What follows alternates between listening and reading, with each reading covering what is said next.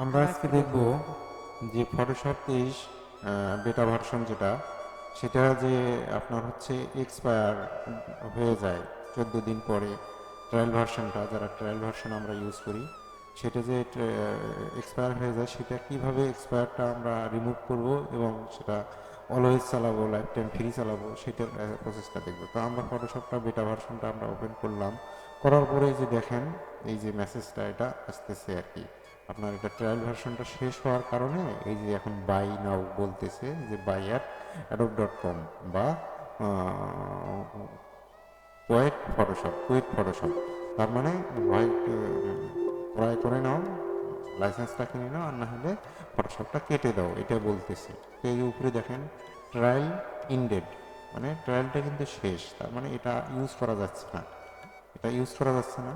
তাহলে এখন এটার উপায় কি, আমরা সেটা প্রসেসটা দেখব। তো একটা ক্র্যাক ভার্সন আছে, সেটা দেব, সেটা এই ভিডিওর মধ্যে থাকবে না, একটা লিঙ্ক দেওয়া থাকবে, সেই লিঙ্কটা হচ্ছে ওইটা ওপেন করে ফেসবুক থেকে আপনারা সেটা দেখে নেবেন, নিয়ে কিভাবে ইনস্টল করতে হয় এবং ট্রায়ালটা কীভাবে ক্র্যাক করতে হয় সেটা, সেই প্রসেসটা ওই লিঙ্কের মধ্যে থাকবে, ওই ফেসবুক লিঙ্কের মধ্যে। তো এখান থেকে আমরা প্রথমে যে কাজটা করব, এই যে অ্যাডোব ক্রিয়েটিভ ক্লাউডটা যেটা আছে, এটা তো অবশ্যই সবারই আছে, না হলে আপনারা তো এটা করতে পারবেন না। এই যে প্রসেসটা এটা আসছে, এটা সবারই আসবে না। এটা আসলে আমরা এই যে অ্যাডোব ক্রিয়েটিভ ক্লাউডটা আমরা এটা সাইন আউট করে নেব। সাইন আউট করে নেব। এই যে তার আগে দেখি যে অ্যাপটা ফটোশপটা যে আছে, এই যে বেটা অ্যাপটা, এখান থেকে দেখেন এই যে এটা বাই নাও বা ট্রাই, তার মানে আপ টু ডেট আপডেট করতে বলতেছে। তো আমরা এই জন্য কী করবো, এখান থেকে সাইন আউট করে দেবো, অ্যাডোব ক্রিয়েটিভ ক্লাউডটা অবশ্যই সাইন আউট করে দেবো। দেওয়ার পরে একটু ওয়েট করি, এটা সাইন আউট হয়ে গেল, এটা মিনিমাইজ করে দিলাম। আমরা এখন এই যে আমার এই ফোল্ডারের মধ্যে যে ক্র্যাকটা আছে, ক্র্যাকটা আমি এখানে দেখাবো না, এটা ইউজ করতে হয় এটা কীভাবে, এইটার প্রসেসের লিঙ্কটা দেওয়া থাকবে, এটা অবশ্যই আপনারা জানবেন, কারণ এখানে প্রাইভেসি সিস্টেমের কারণে দেওয়া হচ্ছে না, কারণ এখানে দিলে আপনার হচ্ছে চ্যানেলটা করে দেবে, স্ট্রাইক দিয়ে দিবে, এটাতে দেওয়া সম্ভব না। সেই জন্য আমরা অ্যাডোব ক্রিয়েটিভ আপনার হচ্ছে ক্র্যাক ভার্সনটা এটা আমি ইনস্টল করছি, করার পরে এই যে এখন আবার অ্যাডোব ক্রিয়েটিভ ক্লাউডটা সাইন ইন করবো, করে তারপরে মানে ওই ক্র্যাকটা ইনস্টল করার পরে অ্যাডোব ক্রিয়েটিভ ক্লাউডটা হচ্ছে সাইন ইন করে তারপরে আমরা ফটোশপটা আবার ওপেন করব। তো আমি মেলটা দিলাম, দিয়ে এখানে কন্টিনিউ দিলাম, এটা সাইন ইন করে, আর তারপরে এখানে পাসওয়ার্ড দেবো বা পাসওয়ার্ডটা দিতেছি। তো অবশ্যই যে প্রসেসটা দেখানো হচ্ছে, যেভাবে দেখানো হচ্ছে ওইভাবেই কাজটা করবেন, এটা খুব কঠিন না। আপনার হচ্ছে এর আগেও দুইটা টিউটোরিয়াল দিয়েছিলাম, দুইটাতে স্ট্রাইক খাইছে। আমাদের বাংলাদেশ থেকে যেহেতু এটার হচ্ছে পারমিশন নাই অ্যাডোবের, যেহেতু এটা সেকেন্ডার এতে এগুলো করা হয়, এইগুলো আসলে নট নাও দিবেন।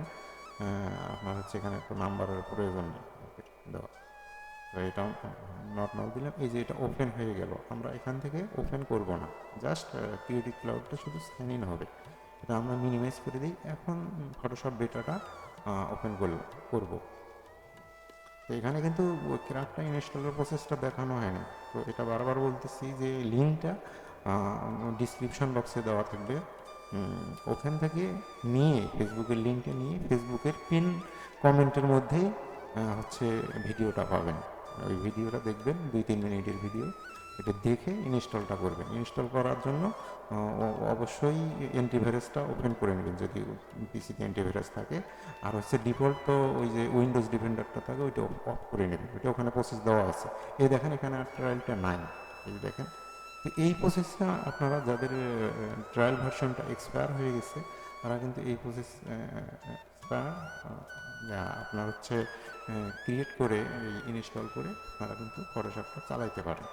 তো আমরা একটা নিউ উইন্ডো নিয়ে একটা জাস্ট ইমেজ এখানে ওপেন করে দেখব যে আসলে কাজ হচ্ছে কিনা। তো ফেসবুকের যে লিঙ্কটা আছে ওইটা ডিসক্রিপশন বক্সে আছে, এবং ডিসক্রিপশন বক্সেই দেবো ফেসবুকের লিঙ্কটা।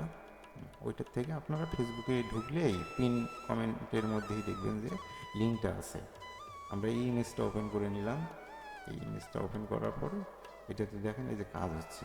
এখন দেখেন আগে কিন্তু প্রথমে দেখেন ইমেজও ওপেন হয়েছে না, ফটোশপটা জাস্ট ওপেন হয়েছে। এখন দেখেন এখানে এভরিথিং সব এই বেটা ভার্সনের কাজগুলো করতে পারবেন, কারণ বেটা ভার্সনটা খুব ইজি একটা সফটওয়্যার। তো এখান থেকে এই যে সিলেক্ট সাবজেক্ট যা যা আছে এখান থেকে আপনারা করে নিতে পারবেন। আর কোনো প্রবলেম হলে অবশ্যই কমেন্ট করবেন, সেটার অবশ্যই সহযোগিতা করা হবে।